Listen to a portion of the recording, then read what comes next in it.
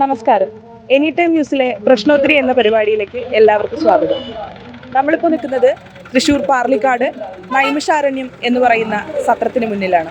ശ്രീമദ് ഭാഗവതത്തെ അടിസ്ഥാനപ്പെടുത്തിക്കൊണ്ട് ശ്രീമദ് ഭാഗവത തത്വ സമീക്ഷാ സത്രമാണ് ഇവിടെ നടന്നുകൊണ്ടിരിക്കുന്നത്.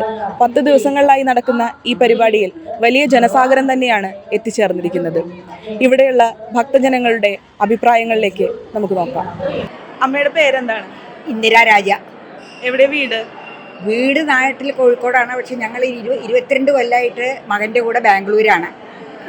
അപ്പൊ ആശ്രമത്തിലേക്ക് ഈ പരിപാടിക്ക് വേണ്ടി മാത്രമായിട്ട് വന്നതാണ്? ആശ്രമത്തിൽ ഇതിപ്പോൾ 21ാമത്തെ കൊല്ലാണ് സത്രത്തിന് വരുന്നത്. ഗുരുഭക്തി സാധന സിദ്ധി മാത്രമാണ് എനിക്ക്, വേറെ ഒന്നുമില്ല. ഗുരുന്ന് 2002 ഉപദേശം മേടിച്ചു. ഞാൻ ആ ദീക്ഷയിൽ എനിക്കെല്ലാം ഗുരു മാത്രമേ ഉള്ളൂ, വേറെ ഒന്നുമില്ല. എന്താണ് ഇവിടെ വരുമ്പോഴത്തെ ഒരു അനുഭവം? എനിക്ക് എന്താ പറയാൻ പറ്റില്ല. എനിക്ക് ഇവിടെ എനിക്ക് പറയുമ്പോഴേക്കും എനിക്ക് സങ്കടം വരും. എനിക്ക് ഗുരു മാത്രമേ ഉള്ളൂ, വേറെ ഒന്നുമില്ല. വേറെ രാവിലെ എണീറ്റ് ഞാൻ ഗുരുവിന് പുഷ്പസമർപ്പണം ചെയ്യും, നാമപ്രദക്ഷിണം നടത്തും. ഞാൻ 3 മണിക്ക് എണീറ്റിട്ട് ഗുരുവിനുള്ള എല്ലാ കർമ്മങ്ങൾ ചെയ്യാനുള്ളതൊക്കെ ഈശ്വര പൂജയായിട്ട് ചെയ്യും. യജ്ഞാർത്ഥായ കർമ്മണോന്യർത്ഥ ലോകോയം കർമ്മബന്ധന തദർത്ഥം കർമ്മകൗണ്ടയ മുക്തസംഘ സമാചര. ഒരു സംഘവും ഇല്ലാണ്ട് ഗുരുവിനുള്ള പൂജയായിട്ട് അങ്ങനെ ചെയ്യും. അതുകൊണ്ട് എനിക്ക് കർമ്മങ്ങൾ ചെയ്യാനൊരു വിഷമം തോന്നാറില്ല. കാരണം എൻ്റെ ഗുരു എൻ്റെ ഉള്ളിലാണ്.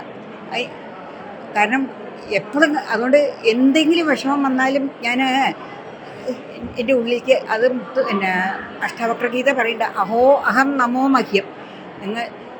ആ ഉള്ളിലാണ് ഈ അഹം എന്നുള്ളത്, ഞാൻ ഉള്ളിലാണ്. അത് നോക്കിയിട്ട് അപ്പോൾ എനിക്ക് മനസ്സമാധാനം നല്ലോണം കിട്ടും. ഞാൻ ഇപ്പം ഈ വരാൻ സാധിക്കുന്ന ഒട്ടും വിചാരിച്ച് ഞാൻ ഗുരുവിനോട് അവിടുന്ന് പറയും. ഗുരുവിൻ്റെ ഇഷ്ടം എന്നെ അവിടെ എത്തിച്ചില്ലെങ്കിൽ എനിക്ക് യാതൊരു വിഷമവും ഇല്ല. എൻ്റെ ഉള്ളിലുള്ള ആളെ നിത്യോത്സവോ ഭവേത്തേഷാം നിത്യശ്രീ നിത്യമംഗളം യേശാം ഹൃദിസ്ഥോ ഭഗവാൻ മംഗലായതനോ. ഈ ഉള്ളിലാണ് ഈ ഭഗവാൻ ഇരിക്കണത്. പിന്നെ എന്തിനാ വിഷമിക്കണത്? എന്നെ ഗുരു അങ്ങനെ ആക്കി തന്നു. എനിക്ക് പിന്നെ ദുഃഖം ഉണ്ടോ ഇല്ലല്ലോ, അത് ഈ ദുഃഖവും സുഖമൊക്കെ നമ്മൾ ഉണ്ടാക്കണത്. അങ്ങനെ ഒരു വേർതിരിവൊന്നുമില്ല. സുഖമുണ്ട്, 2 ദുഃഖത്തിൻ്റെ ഇടയിലേ ഒരു സുഖമുള്ളൂ. മാത്രാ സ്പർശാസ്തു കൗന്ദേയ ശീതോഷ്ണ സുഖദുഃഖത ആഗമാപായിനോ അനിത്യ താം തിദീക്ഷസ്വ ഭാരത. എന്ത് സഹിക്കാനുള്ള ശക്തി തരണമെന്ന് ഞാൻ ഗുരുവിനോട് എപ്പോഴും പറയാറുണ്ട്. ഗുരുവിൻ്റെ പാദത്തിൽ വീണ്ടും വീണ്ടും നമസ്കരിക്കുന്നു. ഹരി ഓം ജയ ഗുരു ജയ ഗുരു ജയ ഗുരു. നന്ദി അമ്മ. എന്താ രണ്ടുപേരും പേര്? കീർത്തന മഹാലക്ഷ്മി. രണ്ടുപേരും സ്ഥിരമായിട്ട് പ്രഭാഷണങ്ങൾക്ക് വരാറുണ്ടോ? ഉണ്ട്, വോളണ്ടിയേഴ്സ് ആണ്. അതെ. എന്താണ് ഒരു അനുഭവം? ഗുരുവിന്റെ പ്രഭാഷണങ്ങളും ഇവിടുത്തെ ക്ലാസ്സുകളൊക്കെ കേട്ടിട്ട് എന്താ ഒരു അനുഭവം? വളരെ പഠിത്തത്തിൽ ഭയങ്കരമായിട്ട് കോൺസെൻട്രേറ്റ് ചെയ്യാൻ പറ്റുന്നുണ്ട്. മുന്നത്തേക്കാളും നന്നായി മാർക്ക് കിട്ടുന്നുണ്ട്. നമുക്ക് പലതും നോളേജ്, പലതിനെ പറ്റിയിട്ട് പുരാണങ്ങളെ പറ്റിയിട്ട് നമുക്ക് അറിവ് ലഭിക്കുന്നുണ്ട്. ബുക്കിൽ നിന്ന് പഠിക്കുന്നതിനേക്കാളും കൂടുതൽ നമുക്ക് ഇവിടെ നിന്ന് അറിഞ്ഞ് പഠിക്കാൻ വേണ്ടി നടന്നിട്ടൊക്കെ. ഇപ്പൊ നിങ്ങളുടെ പ്രായത്തിലുള്ള കുട്ടികളൊക്കെ ഫുൾ ഫോണിലാണല്ലോ, ഇല്ലെങ്കിൽ അത്തരത്തിലുള്ള വിനോദങ്ങളിലാണ് അവരുള്ളത്. അപ്പൊ അവരുടെ അടുത്തൊക്കെ എന്താ പറയാനുള്ളത്? ഇവിടെ വന്ന് ഇത് എക്സ്പീരിയൻസ് ചെയ്യുന്നതിനെ പറ്റിയിട്ട് എന്താ പറയാനുള്ളത്? എല്ലാവരും വരണം, അതാണ് നല്ലത്. ബിക്കോസ് അവർക്ക് ഇതിൽ നിന്ന് കുറേ പഠിക്കാൻ പറ്റും.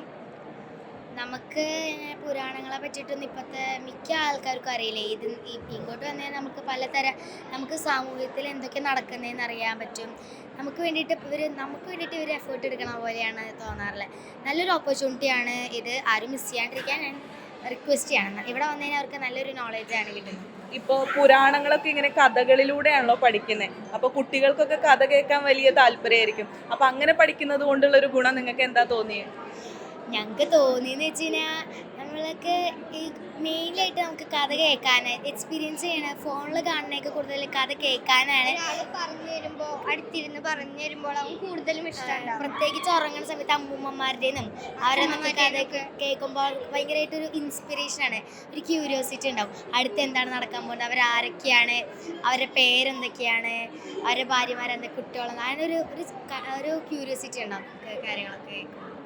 അപ്പൊ എന്തായാലും ശ്രീമദ് ഭാഗവതത്തിൽ പറയുന്ന പോലെ സത്യത്തോടും ധർമ്മത്തോടും നീതിയോടും കൂടിയിട്ട് പ്രവർത്തിക്കാൻ നിങ്ങൾക്കൊക്കെ സാധിക്കട്ടെ. Thank you.